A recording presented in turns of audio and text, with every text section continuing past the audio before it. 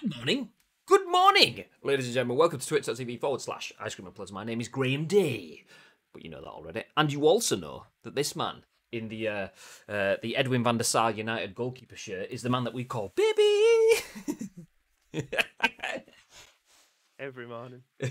I mean, if you just want to, I mean, it's fine, babe. It's fine. If you just want to be a full-on United fan, you don't have to hide it just off the bottom of the screen. No comment. No How's things, babe? Yeah, fantastic. I'll be back in 2 seconds though, because I need to go get my slippers. I was meant to get them 45 minutes ago, but we ended up playing PUBG. 1 sec. I'll be back in a sec.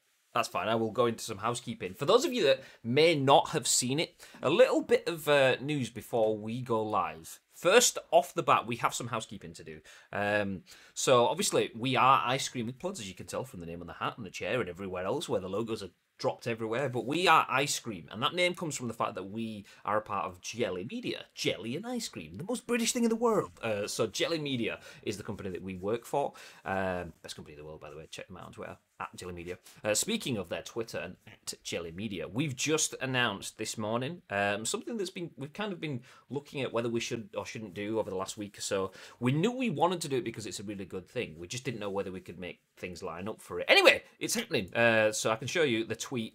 We tweeted around an hour ago from Jelly Media's Twitter account. We're delighted to announce that we are taking part in tomorrow's #Chicking for Charity PUBG EU tournament in aid of Special Effect. It's actually a tournament run by the guys at Sega. So even though it's a PUBG EU tournament, it's a PUBG tournament, it's actually run by the guys at Sega. So GG's Sega. Anyway, this will all be in aid of Special Effect, and we'll be streaming the action live on our Twitch channel at Ice Cream Upload. So there you go.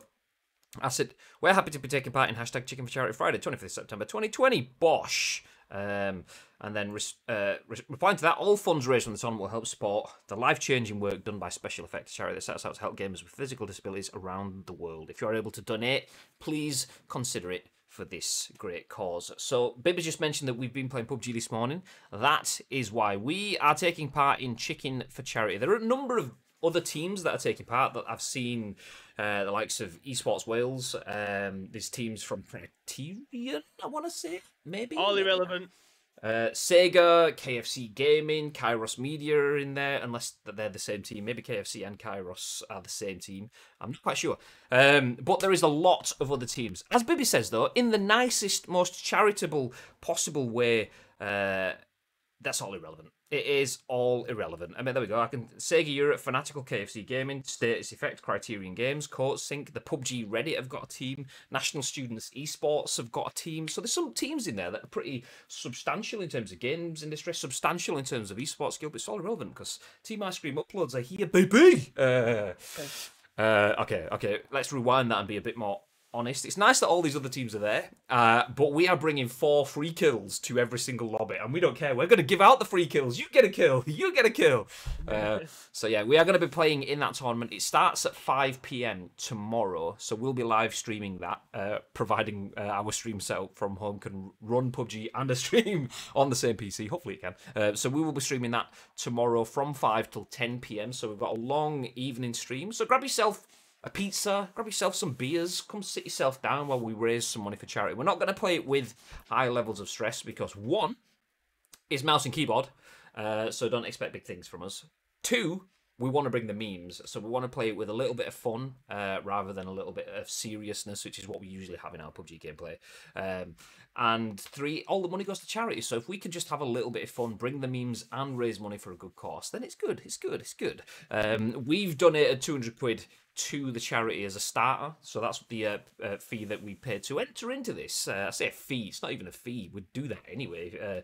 We've done more than that for Special Effect in the past, but we've donated 200 quid to charity to take part in this event, all for a good cause. So if you guys want to do the same, feel free. You don't have to. The link is on my Twitter at least, and we'll be posting again a little bit later on because we're going to announce the 4 people that will be representing Team Jelly and Ice Cream a little bit later on today. So yeah, that's the first bit. Good morning. We have actual Ice Cream Uploads royalty, fresh with his title belt / trophy from his qualifiers. Ferno Pez aka Mr. Lewis Furno, aka the man that finally dragged me to my first co-op win last Thursday, despite me holding him back for 3 or 4 games in a row. How's things, Lewis? I'll read. West, welcome back, dude. How's things? Good morning. Chucky says, morning, gentle peeps. Not gentle, mate. We've been playing PUBG. We're absolutely hardcore, mate. Not gentle. I know what you mean. Yeah, proper mate. Proper hard, mate. Actually, no, not like that. Calm down. All right, chill out. But anyway, let's jump into things. For those of you who don't know who we are and what we're doing here, my name is Graham. This is Bib. We are Ice Cream Uploads, and in true Ice Creamy fashion, this is The Scoop, the UK's #1 video game podcast. It's called The Scoop because we're ice cream and it's a scoop, and we give you the scoop. You got it, it's fine. Okay, I understand. Anyway, we're going to give you our thoughts and impressions of the biggest, the best, and the breaking stories from the world of video games.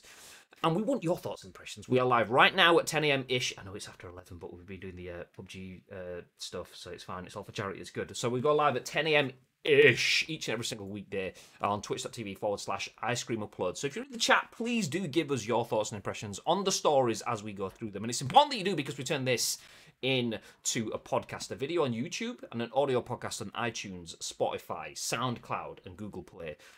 So, yeah, get involved. Everyone that's watching and listening on demand gets the ability to do all of the on-demandy things, but they don't get the ability to speak right here, right now, and share their impressions. So do it on behalf of those. A few extra bits of housekeeping. So we have the special effect PUBG Chicken for Charity tournament tomorrow. There are other tournaments, not in PUBG, but in PES. So if you want to play some PES, as Lewis did last night, winning qualifier number 6, we have 8 qualifiers playing PES, and each one of those qualifiers leads to the Muscle Moose Cup Grand Final. So we have the Muscle Moose Cup qualifiers, 8 of them, and one person from each of the qualifiers goes to the Muscle Moose Cup Live Grand Final, an 8-man final next Wednesday, the 30th, live on the Twitch front page. Whoever wins that will bag themselves some cool prizes: an Ice Cream Uploads baseball cap plus a Muscle Moose selection box. So if you want to be involved in the Muscle Moose Cup, then there's 2 more qualifiers: one tonight at 7 p.m, one tomorrow at 7 p.m. And then after that, all the chances are gone. So if you want to be involved, you've got 2 chances. You could try both if you want. Sign up today. If you don't get through, sign up again tomorrow. It's fine. But the time is running out to qualify for the Muscle Moose Cup. So that is that. And the other one is exclamation mark giveaway. If you want to win some Muscle Moose selection stuff and you can't make it to the final, or you're not free to qualify for it, then you could enter by just typing exclamation mark giveaway, which will give you the link to a post where you can win yourself a Muscle Moose selection box just by taking part on social media. There's free entries every day as well, so if you want to increase your chances, then make sure you visit back to it every day. Lewis says, I'm good. How are we, lads? Not too bad, mate. Not too bad. Got a massive 1 kill in the PUBG PC game. It was a bot. But whatever, it's fine. Whatever, mate. Doesn't matter, does it, mate? They all count. They all count. Let's jump into the news then. So we do have, in true ice creamy fashion, a shitload of news to run through. Yesterday, you may have seen that we had to postpone 2 stories to bring them forward today, just because news is quite meaty right now. Everything happening with the new consoles and the new launches and things not going quite right and picking those apart and all the rest. And obviously, yesterday we had rumours about Metal Gear Solid and stuff coming to the next gen as exclusives and so on. So picking all of that stuff apart means that we've run out of stories, run out of time for stories even. So we've pulled a few stories forward to today. But anyway, let's jump straight in so you know what we're looking at. So the first story, sticking with the console news as it probably will do for the next month. I would be surprised if there's a day, if not for the next 2 weeks at least, for the next month. I will be surprised if there is a day where we don't talk about the Xbox Series X, Series S, or the PS5 consoles. Never going to happen. Yeah, exactly. So, exactly on that bombshell, we will stick with that as the first story of the day. It says the Xbox Series X and S's 1 terabyte storage cards could cost as much as $260. Australian retailers begin taking pre-orders for the Seagate expansion SSDs at $360 Australian dollars. So the first retail listings for the Xbox Series X and S's SSD storage expansions have priced a 1 terabyte card at around $260 US, which is £203 when converted from Australian dollars. This is posted by Andy Robinson at BGC, by the way. I didn't shout that. Thank you very much, Andy, for the words as I will continue. It says the cards, which are manufactured by storage giant Seagate, have appeared for pre-order at multiple Australian retailers, including EB Games, JB Hi-Fi, and Mighty Ape, with prices ranging from $360 to $388. That's Australian dollars, obviously. The price points represent almost half the cost of an Xbox Series S in Australia, which is 750 Australian dollars, and 70% of the price of an Xbox Series S, which is 500 Australian dollars. Australian US dollars is what I'm going to say then. What the fuck? And then the article has an update, which I might as well tick off because it's just a simple thing. It says Best Buy in the US has listed the Xbox 1TB storage expansion cards for $220 US. So, going to the original story, it says the expansion cards are yet to be priced by any US or European retailers. That's actually not true now, but despite Xbox Series X and S pre-orders opening earlier this week. However, the spread of retailers and similar pricing suggests that the prices listed in Australia could be indicative of where the cards will eventually land elsewhere. It should be noted that Australian prices include tax. Australian pricing for Xbox accessories is usually closely in line with other territories, and the suggested $260 expansion card price is also not significantly different from the current cost of similar 1TB NVMe SSD drives for PC. The Xbox Series X, which is 450 quid, includes 1TB of internal storage, but the smaller Series S, 250 quid, only ships with 512 gigs. Xbox's 1TB expansion cards slot into the back of the console and allow users to store next-gen games. Standard HDDs can be used for backwards compatible titles. According to Microsoft, game install sizes will be approximately 30% smaller on the Xbox Series S than on Series X.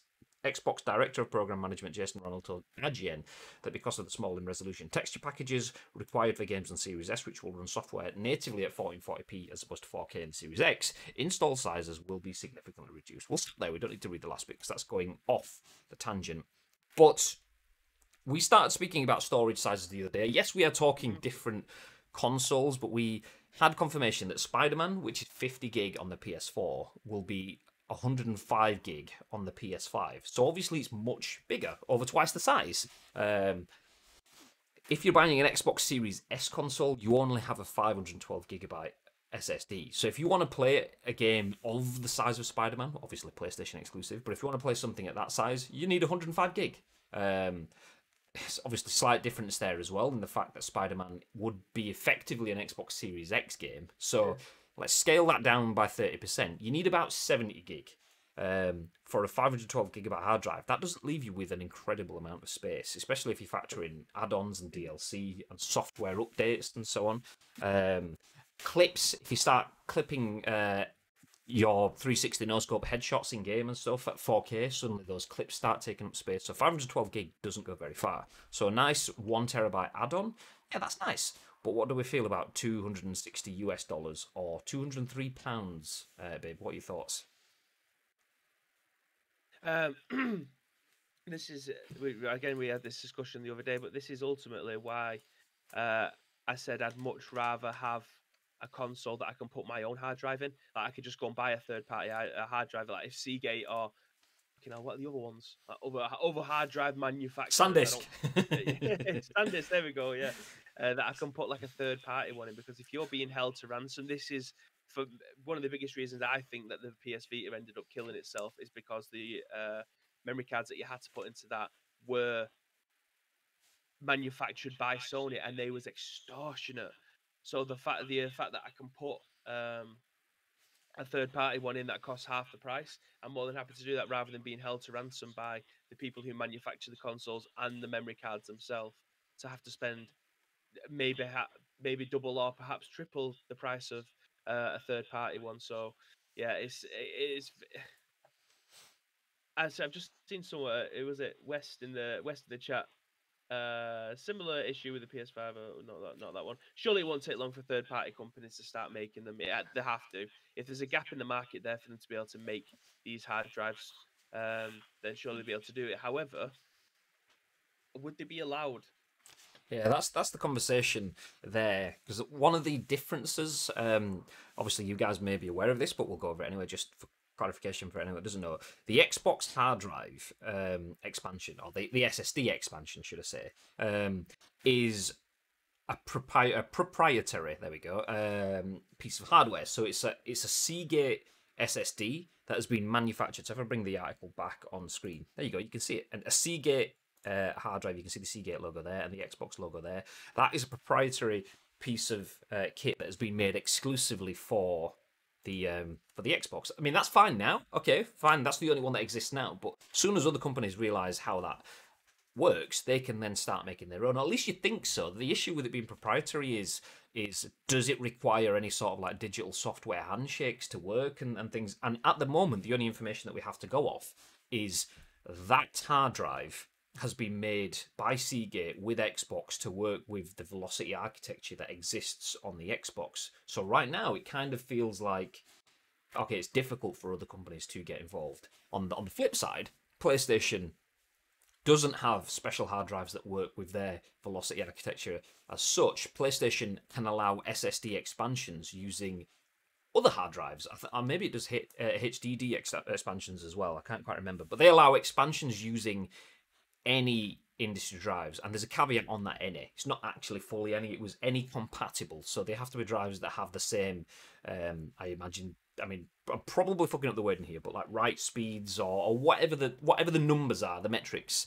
PlayStation does allow non-proprietary hard drives. There isn't that specific Microsoft or PlayStation or Sony branded one. They can do a Samsung SSD or a Seagate SSD or a whatever SSD, as long as it hits the right benchmark so that it can work very well. And they did say in that Mark Cherney deep dive that they will keep adding to the list. They will do testing to see which ones they recommend and which ones they say work the best. So there is a trade-off there. PlayStation's got more options and could potentially be cheaper, but does it work as well as something that has been built specifically for purpose?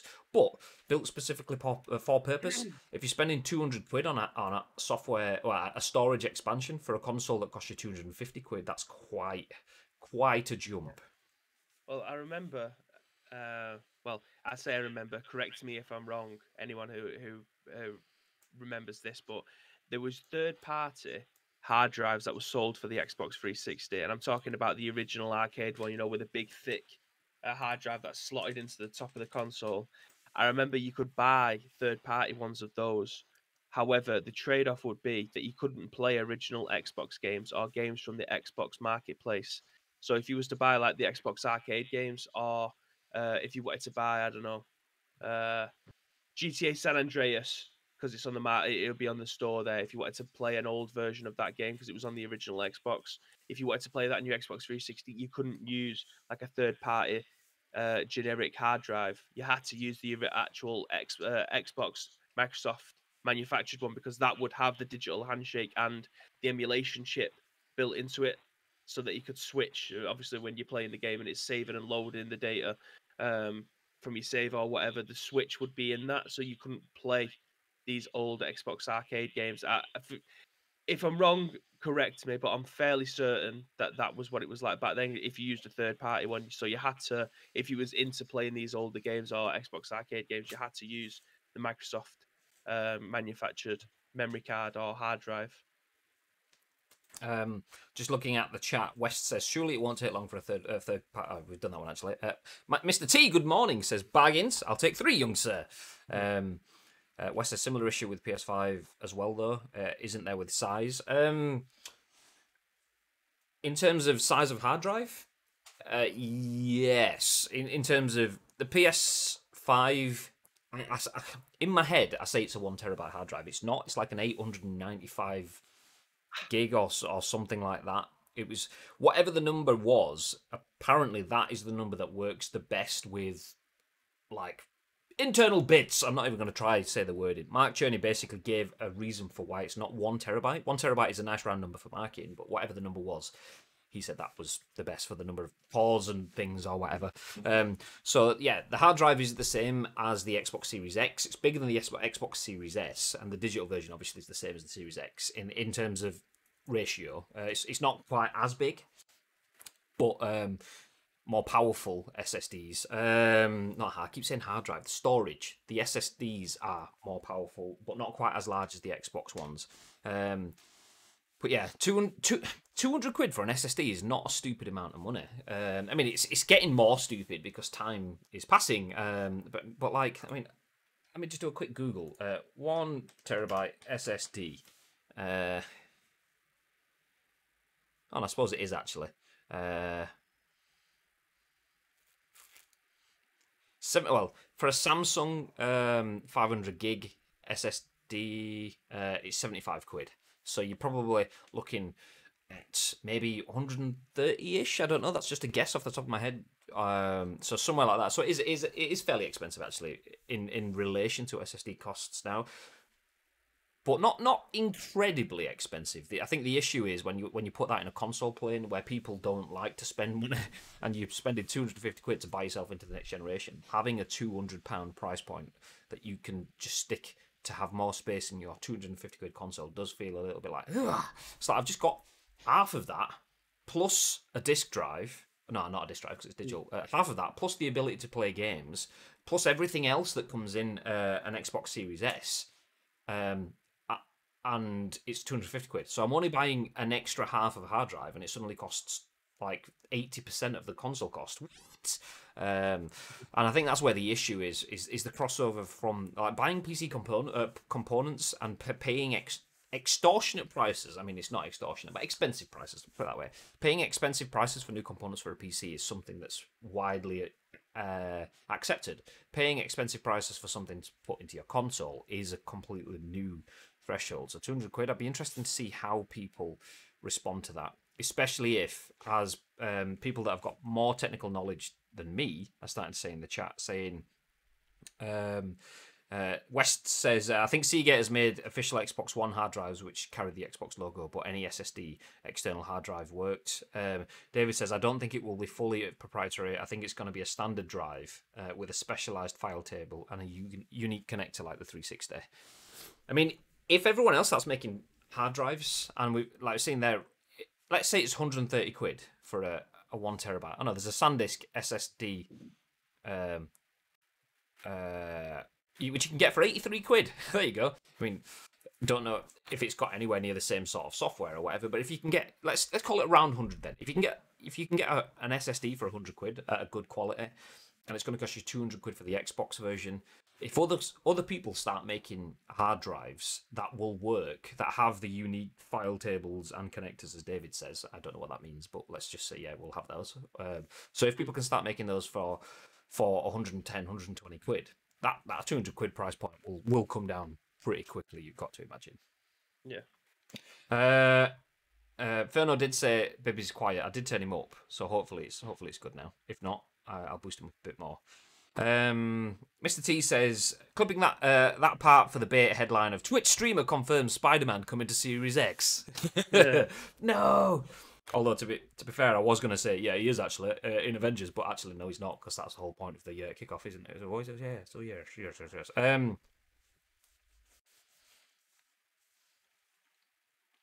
But there we go. Asim's next point. Yeah, these special SSDs are going to be expensive for sure. I mean, they are. The thing is, they are because you know they work. But that's not just it. Anything with a brand part on it, you pay for the brand, you pay for guaranteed crossover in terms of you know that it works. If you buy a Volkswagen or a Mercedes or whatever, and you want a replacement bumper, you've nudged something, hit a wall, you need a replacement bumper. That bumper from them, which is exactly the same as an aftermarket part, will cost you £1,000, but your aftermarket part is going to cost you 300 quid because you buy it from Arnold Clark or whatever. That's just the price. You're paying it from the brand. You know it works. You've got all of their seals of authenticity, and it's going to work and everything. So same sort of thing there. The hard drives, they are a pretty penny, but I think that's kind of what you have to expect. So I'm not thrilled at the idea of them, but it is what it is. It is what it is. We'll just wait 6 months. Just keep recycling your games for the first 6 months, and then buy the Samsung version that works just as well. Samsung SSDs are world class, by the way. So there's that. Anyway, let's put a pin in that. If you're after an Xbox Series X or a Series S, don't worry about the storage spaces because there will be storage options coming around £200 or less. So it's currently at £203 if we're converting from Australian dollars. So we haven't had official price, and I imagine they're not going to put it out at 203 quid, maybe 199. That's probably what we're looking at. So imagine that all lower once we get close to launch and other companies start producing their own versions of it.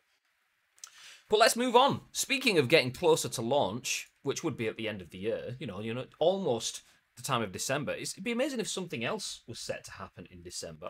The Game Awards are set to happen on December the 10th. Article written by Stephany Nunneley for VG247. It says the Game Awards 2020 will return on December the 10th. I mean, it's a good job, but it's been ages since I've seen Jeff Keighley on stream. I mean, it's not like we've just had Summer Game Fest and Opening Night Live or wherever. On December 10th, the annual year-end event, the Game Awards, will return live. As a digital live stream, it will be available to watch across 45 global video platforms and will take a multi-city approach to the 2020 broadcast. The show will air live in 4K UHD from studio locations with no in-person audience, but in Los Angeles, Tokyo, and London. The 3 host cities will be digitally connected and feature live award presentations, musical performances, and world premiere game announcements. It was also announced that the show will present a new award called Innovation in Accessibility. I'm assuming that means accessibility. Anyway, the award recognises software and hardware developers that are pushing the medium forward by adding features, technology, and content to help games be played and enjoyed by an even wider audience. There we go, yeah. The Innovation in Accessibility honour joins the Global Gaming Citizen Programme, the Games for Impact Award, and other initiatives to be announced. Alongside the awards, you can expect a weekend of playable games, in-game drops, demos, and live streams across PC, console, mobile, and mixed reality experiences. A sale will also be available across all major PC and console gaming platforms, providing special discounts on nominated games and other special offers. The Game Festival will return and offer limited time playable demos on upcoming games from both major studios and independent developers. More information will be released in November. Last year, the Game Awards reached 50 million global views, including a peak live concurrent audience of more than 7.7 billion. Are you up for the Game Awards, babe? You up for watching that? Who knows, mate, because this is the day after my 30th birthday. Are you up for being absolutely hanging out your ass watching the Game Awards? Maybe. I just realised it's a Thursday. That's very weird, isn't it? You'd expect it to be on like a weekend or something. I think is it usually on a weekend? Maybe not. I'm fairly certain it is. Why would it? Well, then again, our award ceremonies usually on a weekend. I don't think they are they? I had Saturday or Sunday in mind, but yeah, I'm not sure. Morning, Bacon Chin. How's things, dude? Welcome in. It's been a while. Happy Thursday. I had to think about what day that was. Congrats on all the good ICU work of the past few weeks. Thank you very much, dude. We've been putting a lot into it. Yeah, so we've had the Muscle Moose Cup, which is community events, which Pez hasn't had for a while, so it's been nice to put something on for the community. And thanks to Muscle Moose for helping us out with that as well, in terms of giving us some prizes away for the final. We've had giveaways for the Evercade Retro Gaming Console. We've been on the front page of Twitch with the Launch Day Cup. We're in the Special Effect Charity Tournament tomorrow. And a partridge in a pear tree. There's probably more as well that I've forgotten. So yeah, we've been quite busy, but thank you very much, dude. Thank you very much.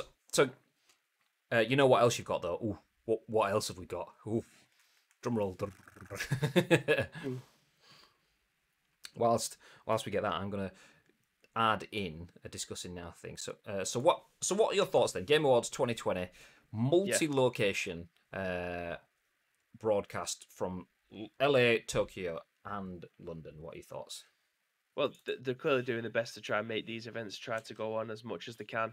So massive props for them for doing that in the first place, because a lot of people may have given up in trying to provide content, but at the end of the day, awards still need to be given out and recognition still needs to be there. If anything, recognition throughout this year for lots of people taking in video games itself because we're not able to go out or whatever.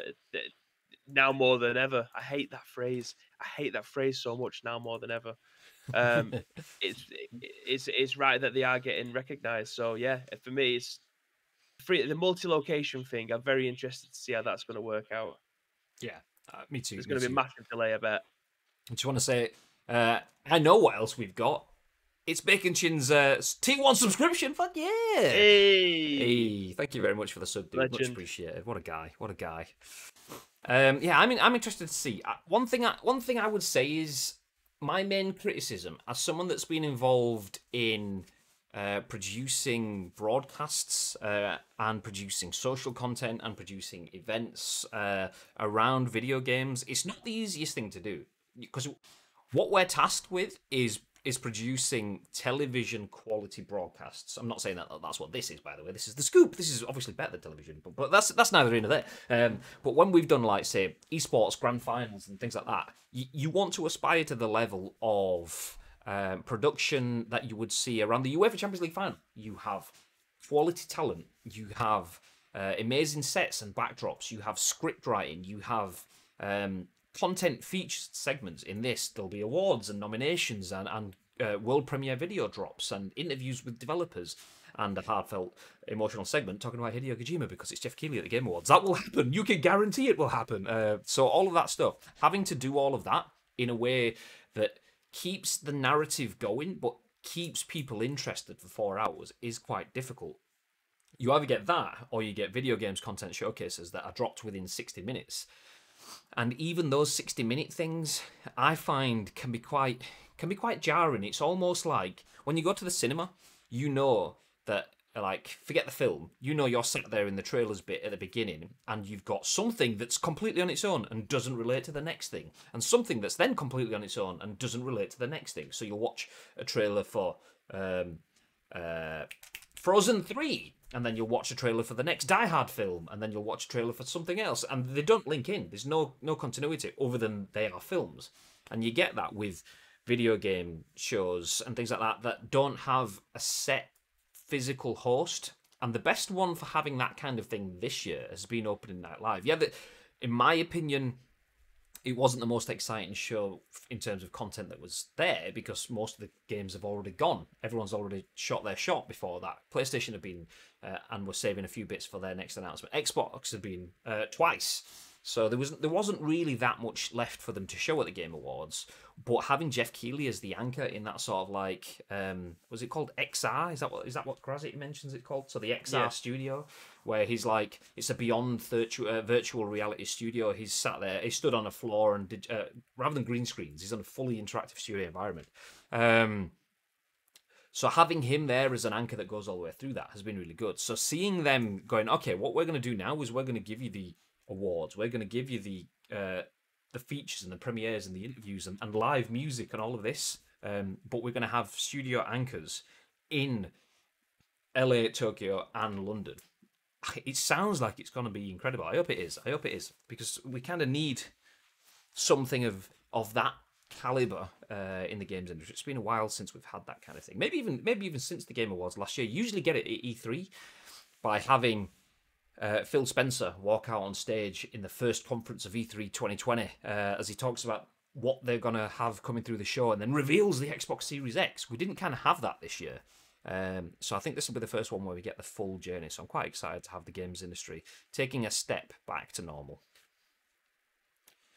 What is your thoughts in terms of how do you see this going? Obviously, we're going to have the Game Awards, and naturally, Ghost of Tsushima is going to win an award, as is The Last of Us.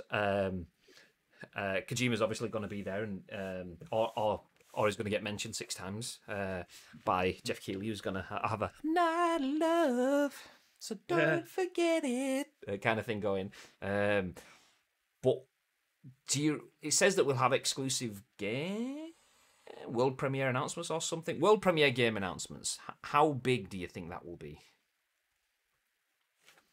Do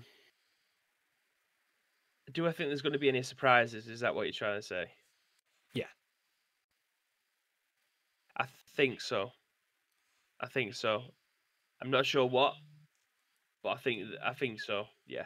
I'm going to say, yeah, I think there's going to be some games that are being announced that as probably going to catch us left field. What they are, I have no idea, but I do think there will be. There needs to be something, really, don't there? Because they're having the no atmosphere in the arena or wherever it is that they're going to be hosting it from, not having that atmosphere of people clapping and going wild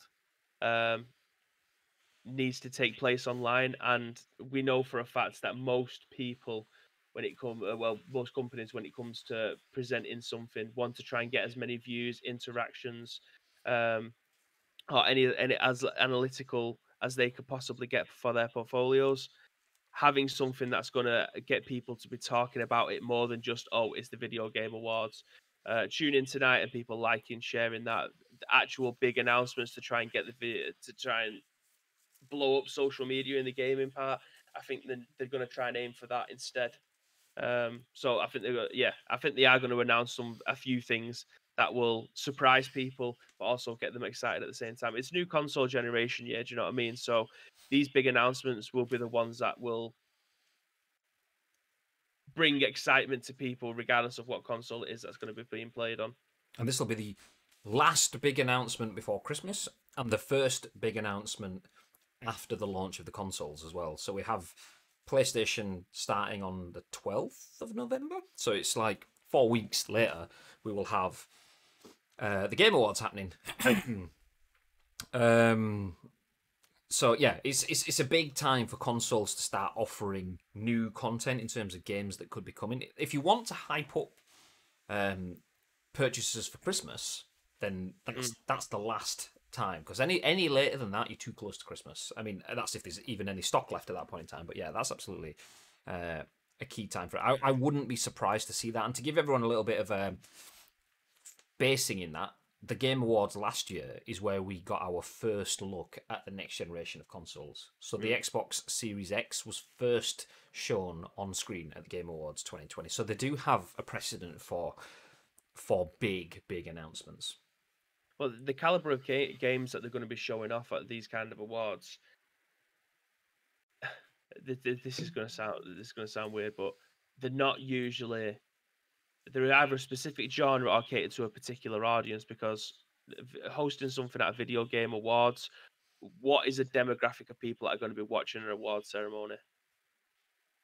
Do you know what I mean? It's not going to be under 19, 18 usually. That's not the demographic that they're looking for. So they have to cater their message to a particular audience of people, which I imagine is probably going to be 25 and up, really. Let's be honest.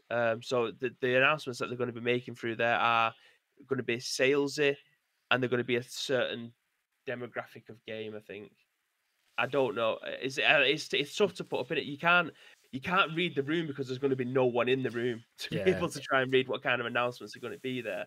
So it depends on who they can actually get to come on the broadcast, and who has messages that want to be shown out there at the moment, and how much they can pay for the time that they're going to be announcing the stuff. But obviously, it's not just a case of you got a game coming out. Yeah, don't worry about it. We'll show you that. People have to pay for these kind of slots to have the advertisement there as well. So yeah, I mean, that's the last sentences in the article. Was that last year the Game Awards reached 50 million global viewers, including a peak live concurrent audience of more than 7.7 million. Brands out there are going to pay to be in this, because 7.7 million concurrent viewers is incredible. 7.7 million viewers ever is incredible. Never mind 50 million, but 7.7 once. That's huge. So yeah, it's a good point though. I never really thought about that. What is the age demographic for an awards ceremony? Because technically anyone could really watch it. So you've got award ceremonies like the Brits, which applies to 13-year-old kids as well as it does to 30-year-old kids, kind of thing. And video games, if you've got influencers and stuff involved in these conferences, and you have latest information on the new Fortnite expansion and so on. I'm so generalised. I understand. I'm pretty much saying Fortnite is a 12-year-old's game. It's obviously much wider than that. I still play Fortnite as well, occasionally. That game. yeah, exactly. But like, if you have content that is stereotypically played widely by a younger audience, then obviously it could apply to younger people. But will they sit through 4 hours? Will they sit through what was the game last year that was winning shitloads of awards? So it was like a. I've just thought about something, Graham. Just rip up the real book. Fall Guys is going to get a mention at some. If you're what was the conference that we watched, and they pretty much had people on the edge of their seat with Fall Guys stuff. What conference Opening was Night it? Live, that one. It was Opening Night Live. Yeah, stay tuned for more Fall Guys news coming up in an hour and 45 minutes. Exactly. Morning, Kimono Dan. How's things, dude? Welcome in. Morning, mate. Craig says, I'd love to see more from Beyond Good and Evil. Yeah, I mean, I wouldn't be. I mean, I'd expect that. less so much the meme that Asim's just dropped in the chat. Metal Gear Solid Remake, obviously. Oh, and Half-Life 3. I mean, I'm not allowed to talk about Metal Gear Solid Remake because I'm wearing a Metal Gear Survive t-shirt. So if I start talking about Metal Gear Solid Remakes, then I'll just get hate from people anyway. So Metal Gear Survive is a good game. I don't care what anyone fucking says. Hashtag unpopular opinion. Although it doesn't surprise me that it's a good game because it was built off the foundations of an amazingly strong engine. The issue is Metal Gear Survive isn't the game that people wanted. So even if it's a good game, it's not the one I wanted. So I'm judging it on being not the thing that I wanted rather than the thing it is. So it's always a poison chalice. We've said this many times. If it wasn't a Metal Gear game, it would have done so much better. Yeah, maybe not to the level of taking over the world, but it would have done better and received more favourable scores, and undoubtedly. Metal Gear Survive at its core is what Fortnite was at its core. Originally, it was a base building game. Obviously, the Battle Royale side of Fortnite taken over, but originally, Fortnite was meant to be a base building game. That's exactly what Metal Gear Survive was. Go out, get materials, come back, build your base. That's what the premise of Fortnite was. And Willis, I think, is the only person in the world that actually played that game. Like, he would never play the Battle Royale stuff, but he loved the Save the World part. Well, yeah. The only reason I don't think it would have gone and like transcended the genre is I don't think it necessarily added anything specifically new. So it was a good base building game, but not necessarily something that made it transcend the genre. Can you imagine if they did the same thing as if Konami did the same thing as what Fortnite did and added a battle royale for Metal Gear Solid? How sick would that have been? The thing is, though, a lot of Metal Gear Solid's amazingness comes from strategy as opposed to like the attack stuff. So it's just kind of like, but everyone will be hiding in cardboard boxes, mate. They'll be hiding under rocks. They'll be hiding under whatever Christ knows. But it'll be so tactical, and the games will be so long because everyone will be stealthing around. I just can't see it being for me. Good. Like the thing with Fortnite that makes it incredible and its USP, which stops me from playing it as much, is it's a really good, really reactive builder, and also a really good shooter. The mechanics of all of it are on point, but I don't want to do the building. And the thing with Metal Gear, I'd want to do the shooting, but less so much the hiding. I mean, to be fair, when I play Metal Gear games, I love the story and I love playing through it, but I'm that guy that kills every guard rather than sneaks through unseen, just so that they can't come back and get me. I'm the guy that's like just stuffing people in bins, like, get the fuck out of here, get out of here. This is it. Like, you could get your stun gun out, shoot them, have to go over, choke them out. That's it. No malicious weapons, but you have to go and choke them out, and then hide the bodies. It'd be so cool. Like, just have a small map, 20 people on the freighter ship of the second game at the beginning. That'd be amazing. Metal Gear Solid Phantom Pain could have done a BR game for me, dropping on the chopper. Maybe now and then a Rex would come and cause havoc. Just imagine a Metal Gear Rex charging through. Thing is, it's how does it work then? Like, do they have a restricting zone? And if you are in a box, how do you hide? Because a box is good for hiding it from the AI, but another human's going to be like, well, that's clearly a box. Bang! Have a load of boxes that don't, like, obviously we know that either a box it has got a person or it's just there. Have a load of decoy boxes, mate. So like what the environment is built out of boxes, so the shit. Yeah, you can't pick them up. You can't carry them and just jump yourself in a box. The boxes would already be lying there. You can't. The only time that you can move the box is if you're inside the box and you can walk with the box. You can then go from one side with a ton of boxes that you don't know if anyone else is going to be in. Get the box, get inside the box, move and walk with the box to another place where there could be a load of other boxes, and then you just hide in there, and people are going to be like, "Is there going to be anyone in these boxes?" You'd need to have. I don't know. You'd need to have like environments that change game by game, because if you learn where all the boxes are, and then there's suddenly like, wait, there's another box there. So you'd have to have like boxy environments that change it up. So there's 15 boxes scattered around in this area, but then there's actually the next time you play through, there's only 5 boxes, but the next time there's 25 boxes or whatever. So it's like mixing around in terms of. So, do you know what? That's it. We've made it. That's it. We're gonna make another. You're never gonna know if there's anyone in the boxes. Though. That's the beauty of it, Graham. You're gonna be like, is someone bluffing? Is there anyone in there? Then you walk over to the box, and then someone's in there underneath, and then stab you in the neck, and then that's it. You're out the game. What you need as well, that you need like a special power up that would be just like one of those brown package tape rollers. So if you know someone's in a box, you can just go and just trap them in it. You're stuck there. Gear, motherfucker! See, we've got it nailed on. This is the Metal Gear game that everybody wants. That's it. On that bombshell, let's move ahead. Asterix nobody wants. So the Game Awards will be happening on December the 10th, 2020, and it will feature some big announcements, and it will be broadcast live from 3 different locations. So expect the potential for shit to hit the fan. We will see if that happens or not. Let's all tune in and watch it. Anyway, new stories to jump into. I say new, it's actually a story we've visited before, but we're just confirming things that have happened in the past. Actually, no, we won't. We'll jump onto that one last. We'll jump onto this one first. This is a story that we were going to cover yesterday, and we ran out of time. We have mentioned Spidey already today, so let's jump into that. Spider-Man Remastered won't work with PS4 Spidey saves. Net loss. Says Tom Phillips for Eurogamer. Spider-Man Remastered, the fancy pants new PlayStation 5 version of Insomniac's Web Slinger, will not work with your PS4 Spider-Man saves. Responding to fan questions via Twitter, Insomniac also gave its clearest suggestion yet. There will be no free upgrade to this version for existing Spider-Man owners. What will happen if I put my PS4 Spider-Man disc in my PS5? One asked. You'll play a PS4 game via backwards compatibility, Insomniac replied. PlayStation has not definitively ruled out some kind of last-minute offer or upgrade for existing Spider-Man owners on PS4, but there's been no mention of it either. We've contacted Sony for comment. As a reminder, you can only get Spider-Man Remastered as part of the pricier deluxe edition version of sequel Spider-Man Miles Morales. This edition costs £70. When Miles Morales While Miles Morales will also launch on PlayStation 4, the deluxe edition will not. And so, while Miles Morales will be cross-gen, and you get the PS5 version of that if you own the PS4 version, you will have to get the deluxe edition version on PS5 to get Spider-Man Remastered. With us so far? Question mark. I don't think I am. I'll have to go back and read that in a second. But further indicating that Spider-Man and Spider-Man Remastered will be kept entirely separate. Insomniac confirmed the latter. It's its own game / icon with its own separate trophy list. Spider-Man Remastered will include the base game and its expansion content, as well as the improved performance, visuals, and audio.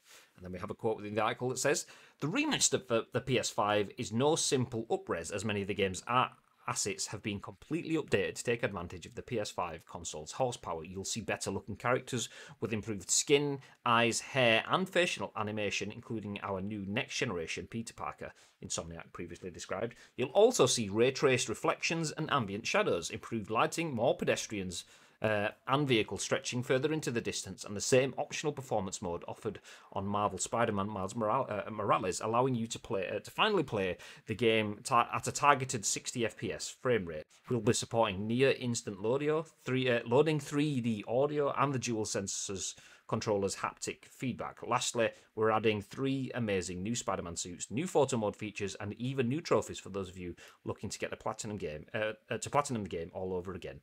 Spider-Man Miles Morales has been a source of confusion ever since its announcement. There was a kerfuffle over whether it was a standalone expansion or a full new game, with one PlayStation exec calling it an expansion and enhancement. Then there was surprise over the fact it will actually arrive on PlayStation 4 as well, despite not being initially announced, and despite Sony's talk of believing in generations. Not gonna lie, I'm confused. Bib, thoughts? Okay. Right, so I'm gonna try and layman's term it here. You can get Spider-Man Remastered as part of the pricier deluxe edition version of the sequel Spider-Man Miles Morales. This edition costs £70. So for £70, you're getting Spider-Man Miles Morales as well as the Spider-Man, the original game, but the remastered version. So you're getting 2 games for the price of £70. Okay. And whilst Miles Morales will be on PS4, the deluxe edition will not. So you can only get Miles Morales on the PS4. If you want the deluxe edition, you have to. If you want to play Spider-Man Remastered, you have to get the deluxe edition on the PS5. But you can only play the remastered version on the PS5 rather than backwards on the PS4. Okay, it's not as confusing as I thought. The way that they wrote that with us so far made it seem more confusing than I thought it was. What are your thoughts then on that? Spider-Man Remastered isn't a standalone title. Chucky! He's dropping another gifted sub. What a guy! Chucky, the absolute hero. Ferno, Lewis, enjoy, dude. Enjoy. Feel free to thank Yeah. Chucky for the gifted sub. It's only nice. It's only nice. Gagard says, "Yup, Fat My Dave. I think I've seen that before as well. I missed that. It sounds like the game I saw someone stream where you're all boxers in a box warehouse and you have to kill each other. You could do either Last Man Standing or play to a score limit. See, all I'm saying is that they might have got there first, but they've absolutely copied our idea. Absolute filth baggery. I don't even know that was a thing. But yeah, in regards to this, I mean, I was expecting Miles Morales to be £70 anyway. Do you know what I mean? We've been talking about this for a while, saying that this game is going to be. The games are going to get more expensive. The digital deluxe version of this, I imagine, was going to be Miles Morales and then a few other things. But yeah, I mean, you're getting Spider-Man Remastered as part of that. It's a bit of a bummer that you can't carry your save over. I think that's the biggest takeaway from this. Is fair enough. The game might be looking better, but surely the content inside is still going to be the same, regardless of taking away the DLC stuff if you haven't bought that already. So the not moving your save over is a bit of a bummer. I think that's probably the biggest thing you can take out of this. Yeah, I mean, I think that is a frustration, but I'm not too bothered about that much myself. I mean, it would annoy me. I mean, I'm probably not bothered because I haven't got that far into it. I'm about 2 hours in. Again, I've played the first 2 hours on stream in the studio, and then I played the first 2 hours at home, and I've kind of stopped in the same place twice. So I've not really gone anywhere new. So maybe it's the fact that I don't have a save to take forward that frustrates me, but also I'm not a platinum person. I'm not someone that wants to fully 100% that kind of thing. But the fact that the game has a separate sort of platinum element, it's not even as if you're going to be playing for that. So you're playing for different trophies. You're doing everything from scratch again. So if you are a platinum kind of hunter, a trophy hunter, then maybe that kind of negates the fact that your saves won't work, but you can platinum it all again from scratch. Surely. Yeah, exactly. So that kind of stuff doesn't bother me that much. My issue mainly though is this reminds me of, I can't remember the names because it was the horribly shit era of COD. Which one was the one that was absolutely panned? Was it Advanced Warfare or Infinite? I think it was Infinite Warfare. The one that came with Modern Warfare Remastered bundled in. You had to get the deluxe edition or whatever it was called to get Modern Warfare Remastered. So the video got absolutely hated because one, the main game had double jumps, wall running, spacesuit, exosuits, whatever you want to call it. Stuff that people have been saying for 3 years by that point. Don't want this shit. Give us a good gun game. So they go, okay, here's a really good remastered gun game. Potentially the best game we've ever made. Nice, yes! But to get it, you have to buy a really expensive version of the thing that you don't want. Fuck that shit. So it was like, it became, I don't know if it still is, but it became like one of, if not the most downvoted video on YouTube. I don't know whether it actually overtook Justin Bieber's like, baby, baby, baby. I don't know if you can hear that because RTX might have squashed it, but I don't know whether... Yeah, Justin Bieber's Baby song. I don't know whether it overtook that, but it got massively downvoted because people wanted to play that experience and didn't want to be absolutely... What's the word? Cock-blocked. That's not the word I was looking for, but like... yeah, there's a word like that I'm looking for. It's not ring-fenced. Gate-kept, that's the word I was looking for. They didn't want to be gate-kept by a price tag for something completely different. If I want to play, and it's not completely different, but if I want to play Spider-Man PS4 Remaster on the PS5, then let me buy it. Let me buy it. If I've got a game that I can play like the backwards compatible version from going forward, fine, that's okay. But if I want to play the fully remastered, why can't I just buy that? Or why can't I spend my 10 or 15 quid upgrading like Ubisoft did with Assassin's Creed 4 from PS3 to PS4? Why do I have to spend $70 on a different game that maybe I don't want to play Spider-Man Miles Morales? I absolutely do, but maybe I don't. Why can't I just pay for that little upgrade bit? Why do I have to buy something completely different to get the thing that I want? I'm not sure about that. I mean, the stuff going forward. Yes, you'd be able to buy the Miles Morales for like £45 if you didn't want to buy the digital deluxe version. The standard version will still be there, but you just won't get Spider-Man Remastered. Yeah, that's what I mean though. Like, that's fine if you want to play Miles Morales, but what if you want to play Spider-Man? You've not played it, and you don't want to play Miles Morales. You want to play Spider-Man, or you have Spider-Man, and you think actually I want to play it again in full 4K. But the only way you can get that is spending 70 quid as opposed to 45 quid. You can't just buy Spider-Man Remastered for 45 quid. You have to spend 70 quid to get the other game and get the bit that you want as a free add-on.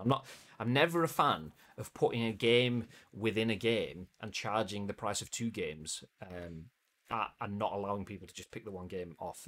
That's the reason why Call of Duty got shitloads of hate for giving a COD 4 remaster that people really wanted, but they had to opt for something else. The difference here is people really want to play Miles Morales. People didn't want to play Infinite Warfare or Advanced Warfare or whatever it was. So that got absolute hatred around it. This less so because people want to play Miles Morales. It's a big launch title. Still, having it locked, that sort of paywall, that gatekeeping, I'm not a fan of that. I'll allow the fact that saves won't work across generation because it sounds nice and easy. It's the same game. Why won't it work across generation? And because they've already kind of said it's not the same game. It's going to have completely different textures, completely different graphics, completely different loading systems, and just saying that one game from that game, that one save from that save will work. It's the ones and the zeros might not be in the same order. So to fully convert your save file to work with it might be intense. To the point that it just can't be done. So the saves, it's shit, but do you know what? It is what it is. You're playing on a new generation, a new console, a different version of the game. But having it locked behind a paywall, that's where the issue is for me. I found the game, it was called What the Box. Interesting. What the Box video game. Do you know what? I'm just looking at the trailer and it sounds exactly what Box. God, the fuck! That was the loudest video in the world. Okay, let me bring it on screen. This is What the Box release trailer. Is this not a visual representation of exactly what me and Baby were just talking about? This is it.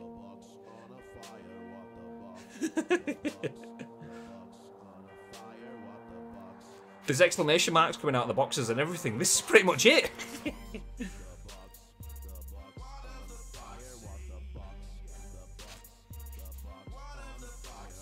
Okay, I'm going to start that there. If anyone's listening to this on demand, they're just hearing what the box and stuff. Yeah. That's pretty much exactly the game that we just described. So we've just invented a game that someone else has already created without even knowing it. Wow. Where's our royalties then? I know, that's it. Absolutely. Bit and toast. Hold your boys. Ferno says, thanks for the sub, Chucky. Nice. Once again, Chucky, appreciate the support. What a guy. That's 15 gifted subs in this channel. It's amazing. Thank you very much. Hero stuff. Thank you so much, mate. Ferno says, yeah, Infinite Warfare, the worst COD by far. Exactly. That's the thing. You had to purchase the full deluxe edition of that game that you didn't want to get access to the other one. They realised that they cocked up and then later on sold it as a standalone separate, and COD 4 Remastered even got its own boxed edition and then became free on PS Plus because they knew that there was kind of stuff there. But yeah, by putting that behind a paywall was shit, and that's exactly what Spider-Man have done. The difference is, like I said, nobody wanted Infinite Warfare. People do want Miles Morales, so they can get away with it a bit more. But yeah, I'm still the underlying point. Not a fan. Charlie Man, welcome, dude. How's your day going? Hey, ads with a snake game. Is that an arms? Yeah, Arms of Snake. Arms of Snake. To be fair, Metal Gear Cardboard Boxes, that is a Snake game. So you're not wrong. You're not wrong. What do you guys think? Would you play Spider-Man Remastered on the PS4, and would you spend 70 quid on Miles Morales to get that opportunity, or would you just use your forward compatible game by putting your PS4 disc in the PS5 and then playing Miles Morales paying 45 quid for Miles Morales, or however much it's going to be? What are your thoughts? Would you pay for the full deluxe edition or not? Would you? I would. You would. I would. Yeah. Would you? I'd want to be able to play Miles Morales at the back. If I'm spending £450 on a brand new PlayStation, I'd want to try and get the most out of it I can. So paying £70, which I would pay for games going forward anyway, because that's going to be the new normal. Having Miles Morales there, and then because I've got Spider-Man on my account, so I could just download the original PlayStation 4 version if I really wanted to, and just play that version. But if I'm getting all the DLCs, because I didn't buy the DLCs for the original Spider-Man game, so I'd have to buy them anyway. And what's that going to be? 20 quid for the DLC. So technically, if the Miles Morales game was £45 on its own, I'd still have to spend £20 to get all the DLC for the original Spider-Man game anyway. So I'm saving what, £5 for the sake of what? Smarts, mate. Street smarts. Street smarts. I wouldn't be surprised if we had, say, like Miles Morales is 45 quid, and then Spider-Man Remastered comes out at like 30 quid separately, so you can buy the both of them for 75 quid. Or it will be eventually. Or you can buy the deluxe edition for 70 quid and then get it all within one. I wouldn't be surprised if we do that. See, that I'd have less of an issue with because you get the option then. But to play Spider-Man the full thing in Remastered, it's forcing you to buy into the deluxe environment. If I just wanted to play Spider-Man, not Miles Morales, I'm kind of locked into that bit. And it's the lack of choice that is my issue. But yeah, I still think this is completely opposite from the control scenario. Because the control scenario, you're paying for the exact same game to be able to be played on PlayStation 5, and it's still going to be full price. It's not being ring-fenced behind anything. Yeah, no, I agree. Yeah, control allowed people to buy all of the bits. Maybe that's part of the reason why they've not got it as a standalone thing, because of the control scenario. Maybe the fact that it's just an extra that comes with the new game, effectively, the deluxe edition. Maybe that's a reason for that.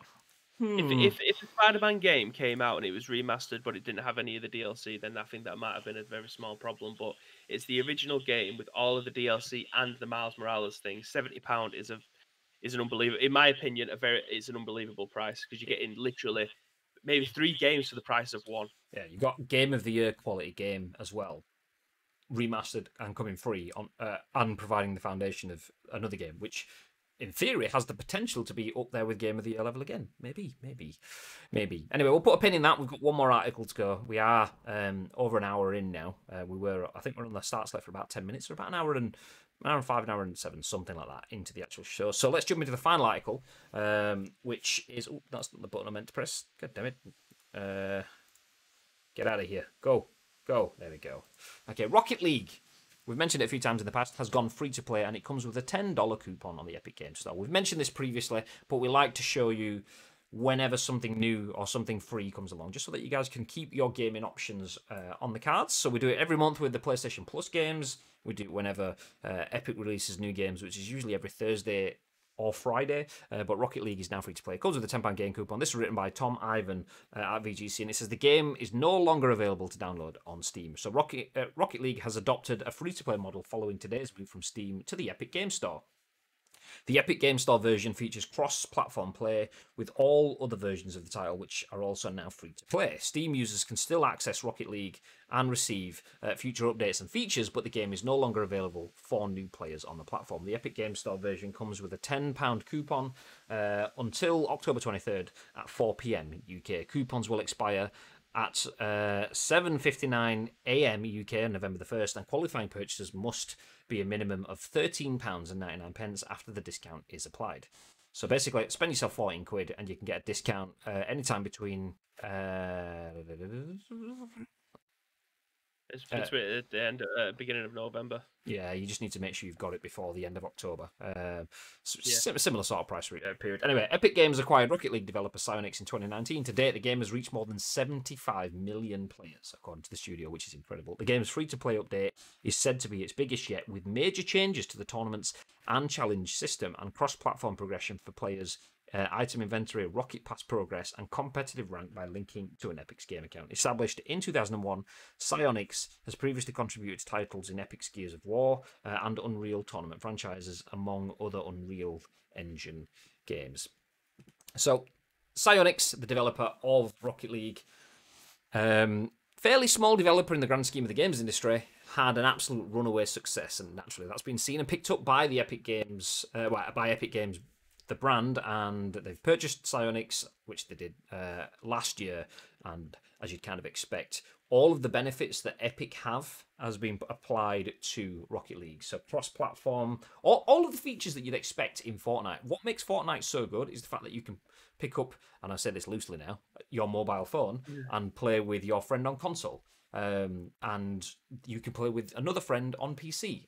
and console could be PlayStation or Switch or Xbox, and you can all just play together and it just works and all of your stuff progresses.